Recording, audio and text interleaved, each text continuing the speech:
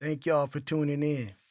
My name is Kevy Stone, and this is Dominion Publishing. Listen, this is the third installment of the propaganda series.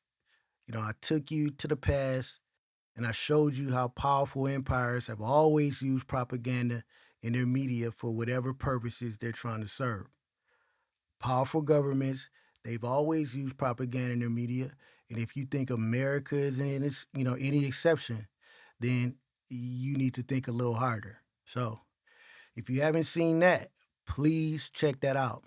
Also, like and subscribe to the channel and share this video because I believe it's some interesting information we all should consider.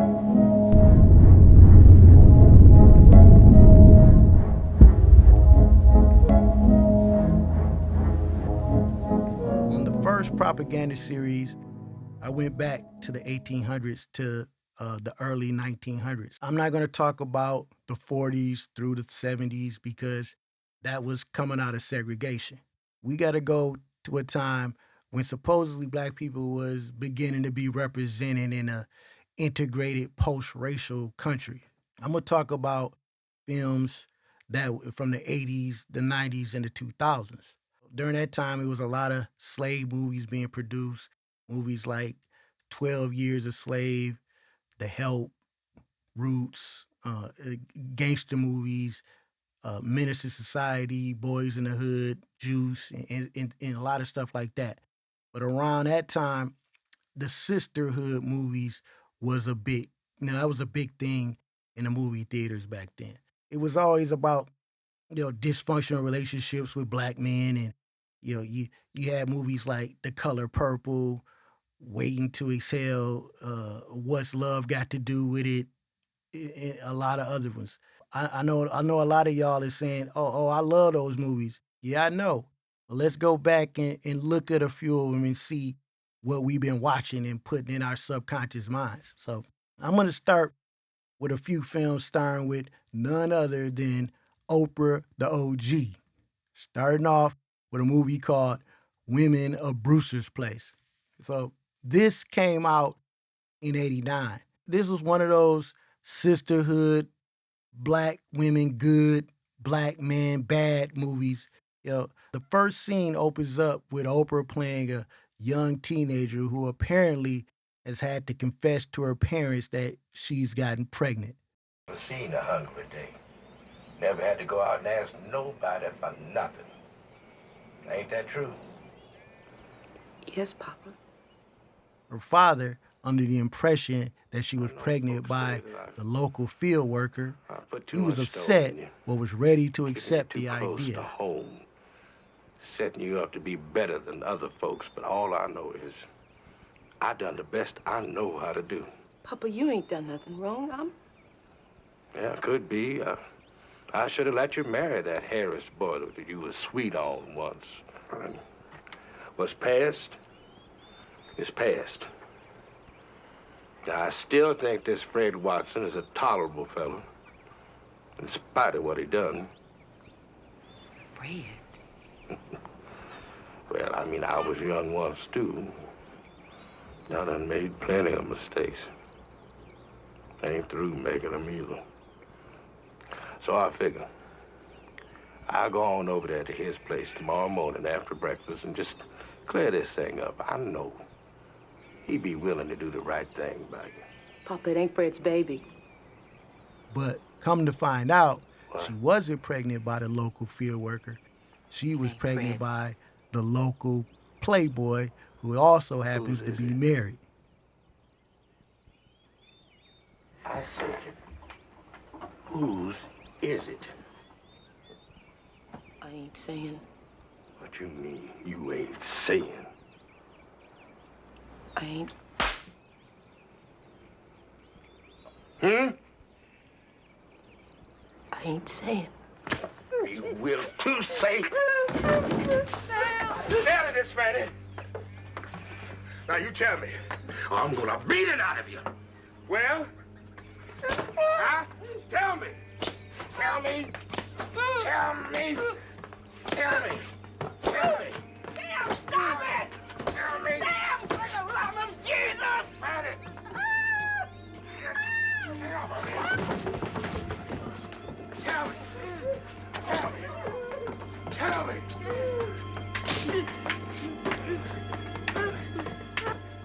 Needless to say, she gets kicked out.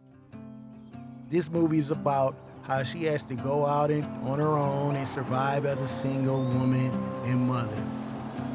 After going over this movie, in my mind, I realized that none of the black men characters in this movie was respectable at all. Even after she had the male child, her son, once he became a teenager, became a slick talking, shifty type, getting in trouble with the law, the type of dude that don't want to do anything right. He just wants to lean on his mother and manipulate her out of money. You've been running all weekend, and you promised me today you were gonna stay and help me with this yard. Stop hassling me. I'm just going out for a little while. I told you I'd cut the damn grass, and I'll do it. Through the movie, she meets up with like 4 or 5 other women in the movie. One woman played by Lynn Whitfield. She's married, but her husband, he's constantly in and out of the house, in and out of her life. Apparently, he's back this time, and they trying to work it out. She's talking to her friends about it, and you can see their level of skepticism about this guy. A new job down at the docks. He was just depressed before about a new baby and no work. I know. Listen, he just went to the store to get some paint so he could fix up the apartment and stuff. He's really making an effort, you'll see. Besides, my child needs a daddy. Still, you ain't got to convince me. Don't sound to me like you the one she trying to convince. Once again, he can't be trusted. He can't find a job. He's untrustworthy. He's self-centered. Eventually, she announced she was pregnant. Of course, he wants her to get an abortion because he can't That ain't afford gonna do the it this child. time, Seal. We ain't got no money coming in. We got another baby on the way. How are we gonna make it? So a few years pass. Oprah's character, who's gotten up a little in age, she's now hanging out at this lady's house, making sly comments as if he's not going to be around for too much longer. And listen, you wouldn't believe the word she knows.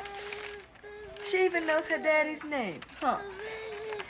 Dada Jean. Dada Jean. You better teach her your name. She'd be using it a lot more often. Well, he comes home and he wants to talk to her. Hi, honey.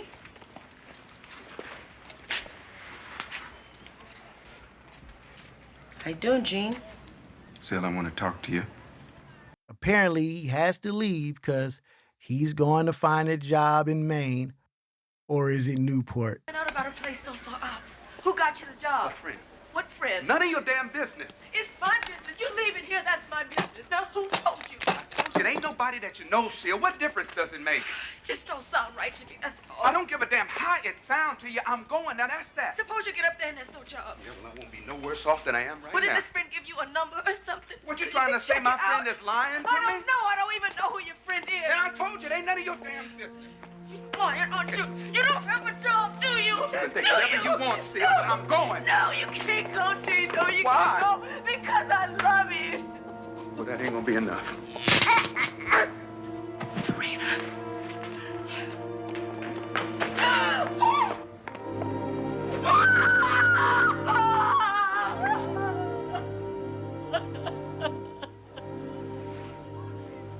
He still left her, y'all.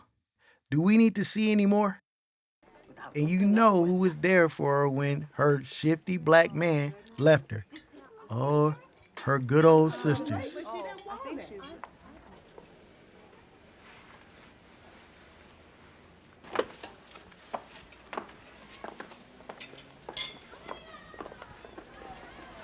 Anybody know where Gene is hiding his sorry butt? No, but wherever it is, you better damn well keep it there. So, this is the subconscious messaging that is put in the minds of the women in Black American culture concerning black men. I mean, not one male character in this movie had a redeemable quality. Robin Givens, the actress, Her husband, who was played by Leon Robinson, he was a good guy, but he was extremely poor. He couldn't even afford to pay their phone bill. I would have called before I came, except you have no telephone. I'm working on it. One of the other friends, played by Jack A. Harry, she was trying to have a relationship with the local pastor. Someplace I can who drop you also off? happened to be married, and who also turns out to be a slime ball.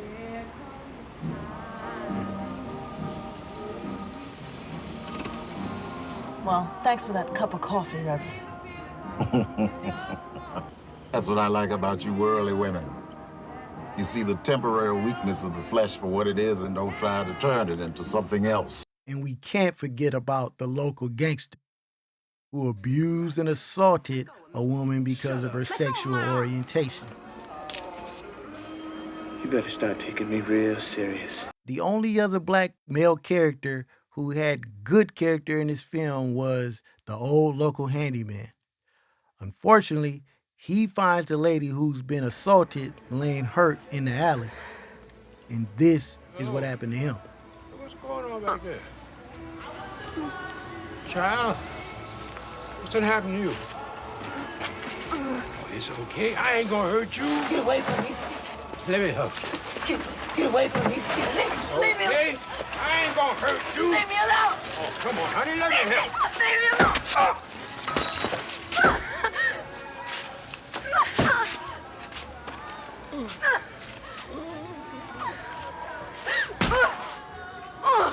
And the sisters have got to unite. Hey, come quick. Something awful's done happened. And tear down the wall caused by the tyranny of the black man.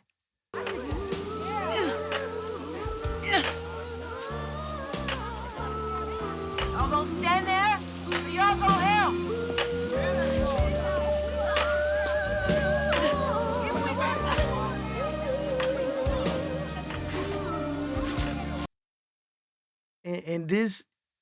And this is called great black television and film. This is dealing with the cycles of abuse in the black community. We must shine a light on it because, there's no abuse in the white families. Like I said, white people have thousands of movies, everything from fantasy to corporate success to dramas, but their shows and movies are not trauma. If they're doing a show that's based about real life traumatic experiences in their families and communities, that would make up about 0.12% of the films that they release. Black people, on the other hand, have far less shows and movies, and the movies that portray some kind of realistic portrayal of, if it's inner city life or relationship trauma, that would make up about 90% of the films we do. I say 90+%. And this is the person who produced this film. And apparently she's a lesbian. So when she does a movie about gay and lesbian abuse, it'll be displaying gay and lesbian abuse in the black community. Matter of fact, it will show abuse of everyone in the black community by black men while endorsing the sisterhood. Then we got the movie The Color Purple. Y'all know about this one. This one came out in 1985. Now, this film was produced by Steven Spielberg, once again starring Oprah Winfrey. Now, this is the gist of it here. Let us stay, please. Let us stay. I'll do anything for you. Let us stay. Get the hell out of my house! Let us stay. Let us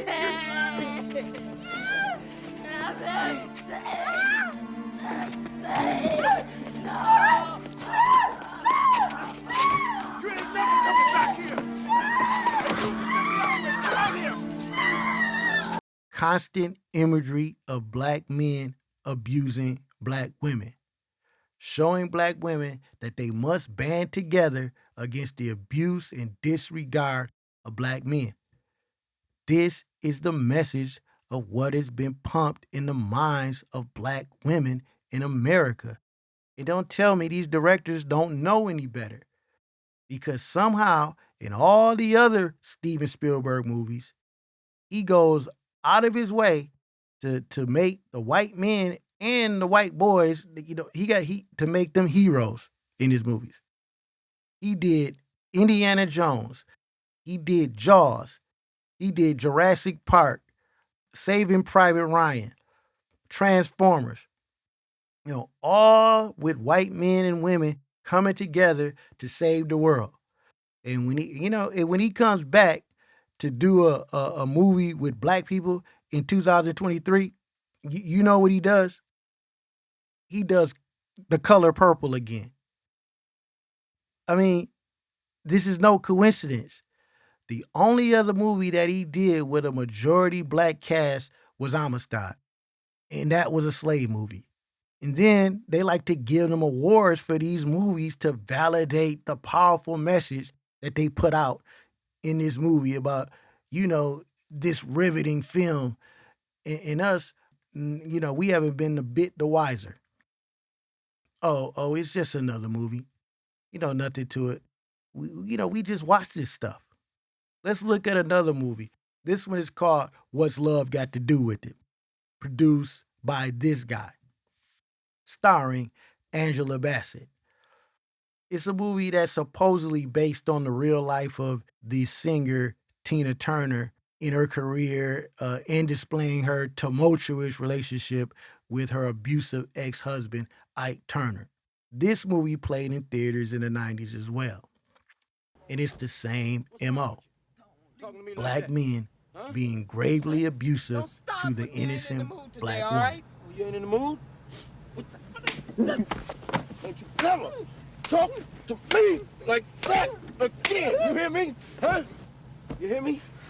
Sure, you don't never talk to me like that no more. Come here. No, Come here. What? Huh? No. I'll show you something. No. Talk to me like that again, huh? And you can say, well, this was a true story. But in reality, this was a movie. That's what I'm saying. These movies, they have emotional connection, and many people, they believe these stories, especially women. I mean, Ike Turner said, they fought, but he said she made him look like a monster in this film. Even their family and people that know them say it wasn't all like that. And his reputation was ruined after that movie. And Tina Turner, she went on to great success being a big rock star in the UK, but she had to throw Ike Turner under the bus to do this movie and to build her strong, independent persona. So now Angela Bassett, she was also in a movie with Whitney Houston called Waiting to Exhale. This is a movie that came out in 1995. It also played in the movie theaters. It was about 4 black women in their dramatic love life, another sister girl movie who, they have to console each other against the disrespectful, cheating, and frivolous black man. They're not hiding. They're too damn scared to make a commitment. They were white women. They gay or married. They ugly. They behind bars. Got bad credit. They got little king. That's what it is. Or they got big ones and still can't. It's a constant, perpetual theme that was put in these mainstream movies. And they're still pushing this concept today. Because who is the one they fear? It's not necessarily black women. It's black men. And they've constantly been using methods to divide black men and black women. Like the government assistance and with propaganda. It's called divide and conquer. The whole underlying message is if you just throw the black man under the bus, then you might be good. That is the American culture from the get-go. And the only folks who seem to own anything in these film industries or making these films is people who seem to have daddy issues, like Oprah, And now Tyler Perry, who also followed the blueprint. And now he basically got a black trauma factory where he can produce trauma after trauma after trauma, stereotype after stereotype, where he's been producing films with the most egregious black male characters in film. You know what I'm saying? Movies like Diary of a Mad Black Woman, showing nothing but abuse of black men towards black women and black women towards black men. No, I'm not leaving. But you are. There's a truck outside that's full of gas, and I hired some guy to take you anywhere you want to go. I can't keep treating her like this, and my children, not seeing their daddy every night. I'm staying here and there.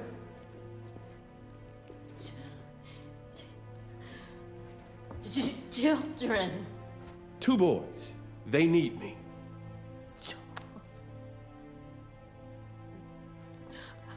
It's me. How can you say this to me?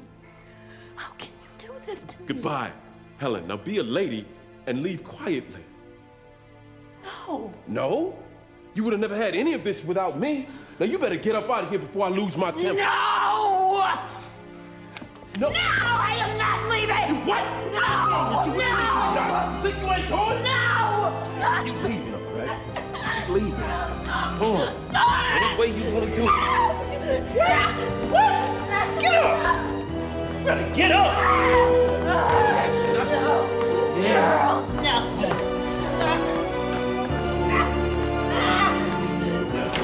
The movie Temptations, and recently the movie Divorce in Black. See, you still come to the market every Tuesday like clockwork. How you doing?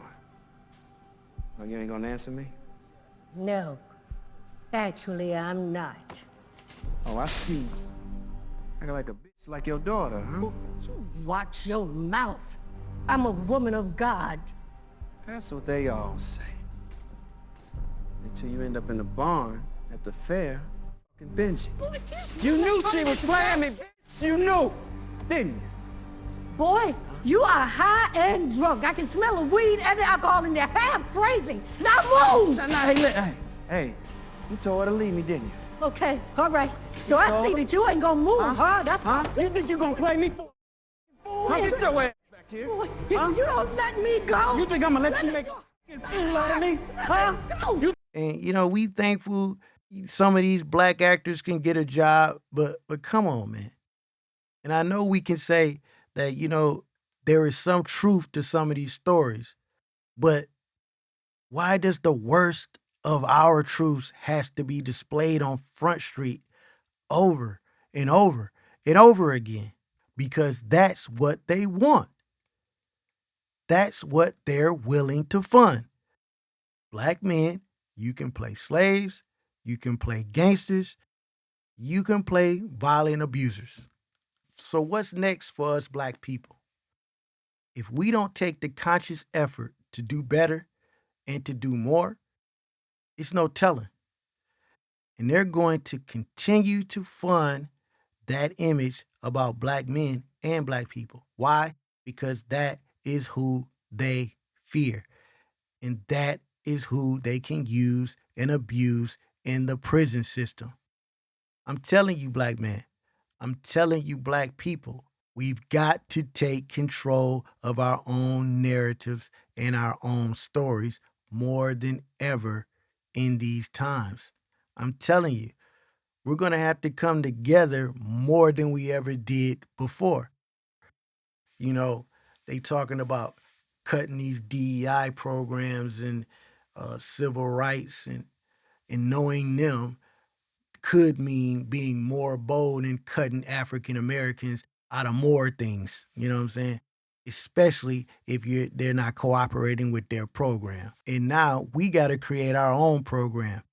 And I'm telling you, this is the beginning.